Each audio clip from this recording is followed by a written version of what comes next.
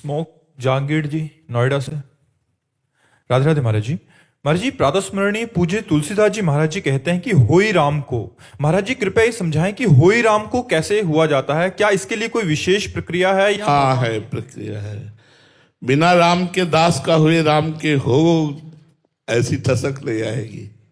पहले किसी रामदास को पकड़ो, रामदास जानता है कैसे आपको शरण पहुंचानी है, वो पहुंचा देगा। उनके मुख से निकला हुआ नाम, उनके मुख से निकला हुआ आज्ञा उपदेश, ये भगवान की शरणागति पुष्ट कर देता है। बिना भगवान के दास के मिले शरणागति नहीं होती, और बिना शरणागति हुए हमारा काम नहीं चलेगा, क्योंकि काल के अधीन हम हैं। जब हम राम के अधीन बने तब तो बात बनेगी। देखो, श्री विभीषण जी महाराज भगवान का भजन करते थे, लेकिन भगवान की सन्मुखता, भगवान के दर्शन, भगवान की चरण सानिध्य तभी प्राप्त हुई जब हनुमान जी के दर्शन हुए। उन्हें विश्वास हो गया कि भगवान मुझ पर कृपा करते हैं, भगवान की हम पर बहुत प्रीति है। हनुमान जी महाराज के दर्शन करके उन्होंने कहा, अब मोहि भा भरोसा हनुमंता, बिनु हरि कृपा मिले नहीं संता, जो प्रभु मोहि अनुग्रह कीन्हा, तो तुम आई दरस हठ दीना। अपनी तरफ से आप कृपा करके जो मुझे दर्शन दे रहे हैं, आज मुझे विश्वास हो गया कि भगवान श्री राम हम पर कृपा कर रहे हैं। और हनुमान जी के ही आगमन के बाद विभीषण जी की शरणागति पुष्ट होती है और भगवान का सानिध्य मिलता है, भगवान की विशेष कृपा प्राप्त होती है। तो हमें भगवान के किसी दास की शरण लेनी चाहिए। अजहू सोच विचार के गई भक्तन पद ओट, गई भक्तन पद ओट, हरि कृपाल सब पाछली, क्षमे तेरी खोट। यदि विचार पूर्वक देखो तो हमारी सामर्थ्य नहीं सीधे राम जी के हो जाए। तो राम जी के होने के लिए जो राम जी के हैं, हम ऐसे संतों का संग करें, उनसे भगवान के आज्ञा उपदेश मार्ग में चलने वाले धारण करें, तो बहुत जल्दी हमारा मन राम रस में पग जाए और ये ठसक आ जाए। जैसे गोस्वामी तुलसीदास जी कहते, एक भरोसो एक बल, एक आस विश्वास, एक राम घनश्याम हित, चातक तुलसीदास।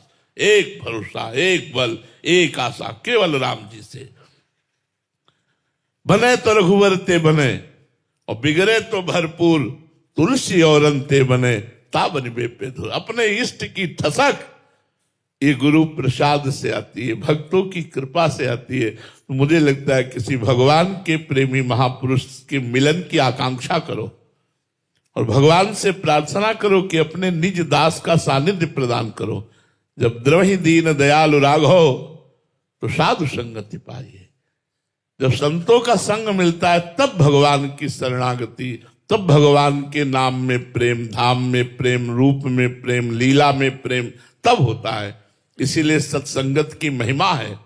मत कीरति गति भूति भलाई, जब जेह जतन जहां जे पाई, सो जानो सत्संग प्रभाऊ, लोकहु वेदना आन उपाऊ। दूसरा कोई उपाय नहीं है, सत्संग के द्वारा ही भगवान से एक अपनापन होता है। जैसे हम लोग कहते हैं, हमारे माई श्यामाजू को राज, हम अपनी स्वामिनी की ठसक में रहते हैं, ये गुरु कृपा से। ये स्वयं की ठसक नहीं है, ये गुरु जी की ठसक आई है। वही हृदय में बोलती है हमारी महारानी श्री राधा रानी, मेरी महारानी श्री राधा रानी। राहो को काहू मने दिए, मेरे प्राणनाथ श्री श्यामा शपथ करो तन छिए, राहो को काहू मने दिए। तो ये जो अपने इष्ट के प्रति ठसक आती है, ये हरि गुरु की कृपा से, प्रेमी महान पुरुषों की कृपा से आती है। उसका साधन है नाम जप करो और भगवत प्रार्थना करो। अर्चना जी। राधे राधे महाराज जी। महाराज जी, क्या कोई ऐसा कार्य है जो प्रभु भी नहीं कर सकते? कोई कार्य नहीं ऐसा। कर तुम, जो करना चाहिए वो भी कर सकते हैं। अकर तुम, जो नहीं करना चाहिए वो भी वो कर सकते हैं। अन्यथा कर तुम, जो करने और ना करने से भी अलग है, उसको भी कर सकते हैं। कर तुम अकर तुम अन्यथा कर तुम सर्व समर्था सा ईश्वरा। क्या नहीं कर सकते? कोई कार्य ही नहीं बना ऐसा जो उन्होंने बनाया ना हो। वो कर क्यों नहीं सकते? क्या नहीं कर सकते? आपने बताया था कि किसी का अमंगल नहीं कर सकते। क्यों होता नहीं है क्या? क्यों होता नहीं है क्या? उसका मंगल नहीं कर सकते जो शरणागत है। नहीं तो तिनकर काल रूप में भ्राता। अगर एक को 9 किशोर दिखाई दे रहे हैं तो एक को महाकाल विराट रूप दिखाई दे रहे हैं। वही है, वही मंगल है, वही अमंगल है, वही स्वर्ग है, वही नरक है, वही धर्म है, वही अधर्म है, वही सब कुछ है, उसके सिवा कुछ नहीं है। एक सिद्धांत को दूसरी जगह न लगाया जाए, ठीक से समझा जाए, वो सब रूप है। अगर कहो वो क्या नहीं कर सकता, तो सब कुछ कर सकता है। वो सब कुछ कर सकता है। हाँ, हम अपनी प्रेम और भावना की भावना में कहते हैं जो भगवान की शरण में, उनका कभी अमंगल नहीं हो सकता। नहीं, सबका मंगल हो रहा है। जो भगवान की शरण में नहीं है उन सबका मंगल हो रहा है। इतना दिव्य दुर्लभ मनुष्य दे भोगों में और पाप के चिंतन में, पैसा के चिंतन में, मान प्रतिष्ठा के चिंतन में दिव्य मनुष्य जीवन नष्ट हो रहा, मंगल नहीं हो रहा। और क्या हो रहा है? किसके द्वारा हो रहा है? माया के द्वारा। माया किसकी है? भगवान की। बोले वो क्या नहीं कर सकता है? अरे यार, जहां सुई का धागा नहीं जा सकता वहां से अनंत ब्रह्मांड पार कर सकता है। वो जहां से सुई का धागा नहीं जा सकता वहां से वो अनंत ब्रह्मांड पार कर सकता है। वो आंख से खा सकता है, वो कान से देख सकता है। सर्व समर्थ ईश्वर है वो। कोई ऐसा ईश्वर है, ईश्वर। अगर मुख से माखन खाया हमारे कन्हैया ने तो दावानल भी पिया। उसकी लीला पार पाला। मेरा प्यारा है, बस इसी से पार हो जाओगे। ज्यादा खोदबीन मत करो, नहीं उसका पार नहीं पाओगे। शेष नहीं, गणेश नहीं, सरस्वती नहीं पार पाई तो हम तो मनुष्य बुद्धि है यार, कीड़े मकोड़े की तरह है। हम उस अनंत का, उसकी रचना का नहीं पार पा सकते। आज तक कोई आकाश का पार पाया? पृथ्वी का पार पाया? जल का पार पाया? अग्नि का पार पाया? वायु का पार? ये महाबल है उनके। अरे वो तो एक अंश से सब इनको प्रकाशित किए हैं, वो अंशी है, उनका पार कौन पा सकता है? ब्रह्मादि कांप गए जिनके आगे वो ठाकुर जी है। यार कैसी बात करते हैं? वो क्या नहीं कर सकते? सब कुछ कर सकते हैं।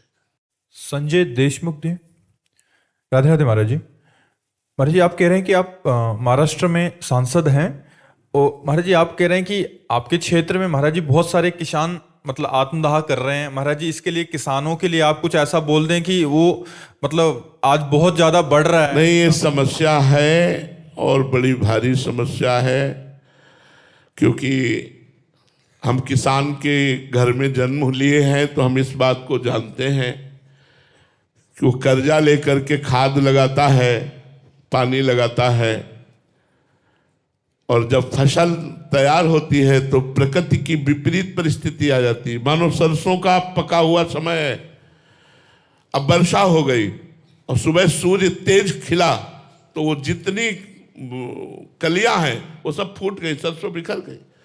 अब गेहूं गलेथ में है, पकने को है, पानी और वायु आया, गेहूं गिरा, उसका वजन खत्म, उसका।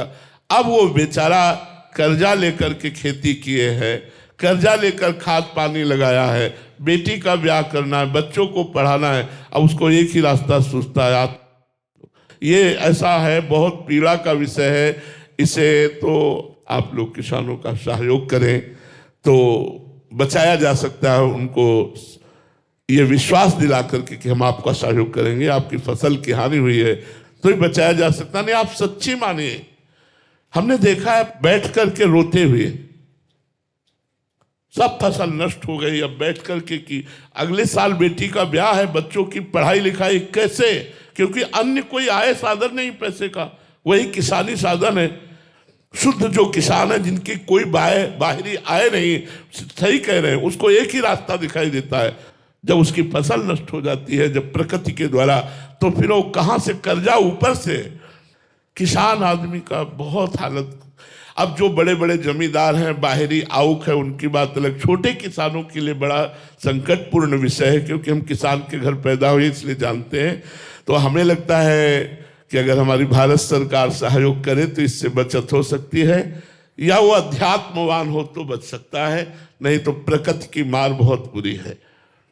जो बड़े किसान हैं, जो जमींदार हैं, उनकी बातें अलग हैं। हम छोटे किसानों की बात कहते हैं, जो कर्जा लेकर खेती करते हैं और उनकी फसल नष्ट हो जाती है, फिर उनको सहयोग की जरूरत होती है। तो हमें लगता है आप जैसे भगवान की कृपा से सरकारी पद पर हैं, आपको समाज का एक भार मिला हुआ है, आप सरकार से निवेदन करके ऐसे किसानों के लिए कुछ उपाय बनाइए कि कम से कम वो मरने की धारणा का तो त्याग कर दें कि हमारा सरकार कुछ सहयोग किए। कई प्रकार से फसलों नष्ट हो जाती है और किसान असहाय हो जाता है, उसको सरकारी कोष से ही हम बचा सकते हैं। और तो कौन सहयोग कर सकता है? सरकार ही हमारे अपने कोष से किसानों को ऐसी परिस्थिति में, जिनकी फसल नष्ट हो गई है, जो बड़ी ऐसी अवस्था में कि अब उनको करने की सोच आ गई है, उनको बचाया जा सकता है। दूसरा कोई उपाय नहीं है।